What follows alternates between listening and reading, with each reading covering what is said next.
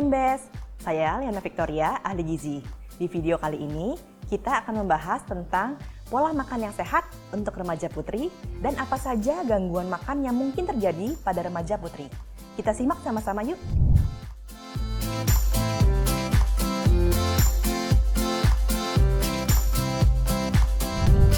Di usia remaja putri, ada 4 hal yang terjadi.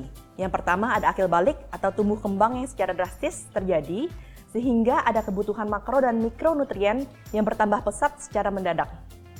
Yang kedua, remaja putri juga mengalami menstruasi setiap bulannya, sehingga di sini ada pembuangan nutrisi khususnya untuk zat besi.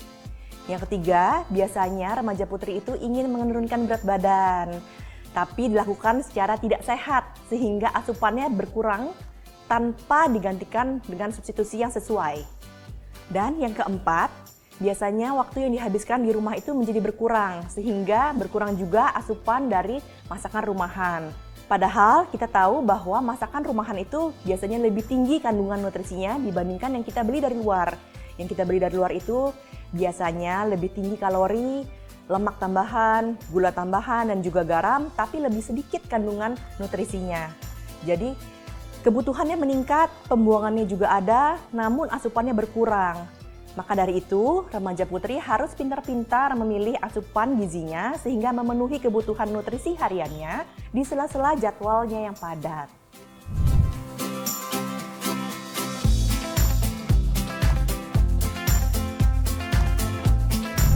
Jika status ibu dari awal itu sudah anemia, maka akan sangat sulit bagi ibu untuk menghasilkan volume darah dan sel darah merah yang cukup bagi dirinya maupun bagi sang bayi.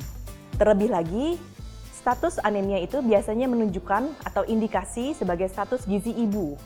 Jadi jika ibunya mengalami anemia, biasanya status gizinya itu buruk, malnutrisi, tidak cukup gizi.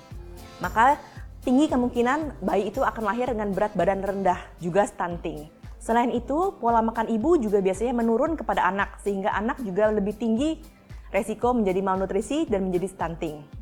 Sebuah studi yang dipublikasi di Jurnal Keperawatan Pajajaran pada tahun 2020 menyebutkan bahwa 85% anak yang mengalami stunting disebabkan oleh gizi buruk ibunya.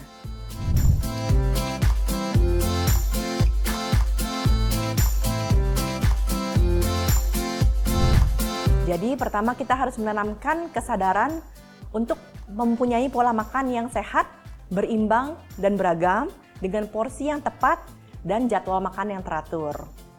Lalu juga menanamkan bahwa body image atau gambaran diri itu tidak seperti yang digambarkan di sosial media, terlalu idealis, terlalu sempurna. Kita ini manusia biasa, jadi gambaran diri itu tidak boleh dijadikan patokan kesehatan maupun kebahagiaan kita, khususnya untuk remaja putri.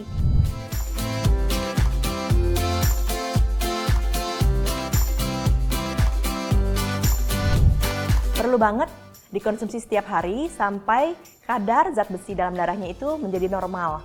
Lalu dilanjutkan tindakan pencegahan anemianya sesuai dengan saran IDAI 2 kali seminggu, 60 mg sehari selama 3 bulan berturut-turut. Jika perlu ditambahkan juga asam folat dan vitamin B12.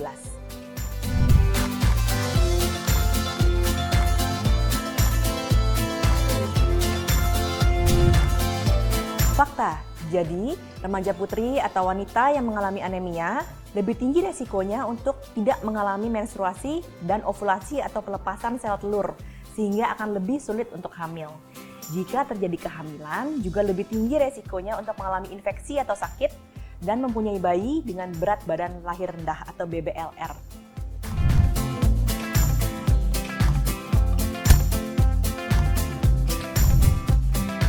Jadi ingat pentingnya pola makan yang berimbang, beragam, dan bervariasi, serta tidak menghilangkan suatu kelompok makanan tertentu, khususnya protein hewani sebagai sumber zat besi, dan jika bisa, ditambahkan vitamin C untuk memudahkan penyerapan zat besi di dalam tubuh kita.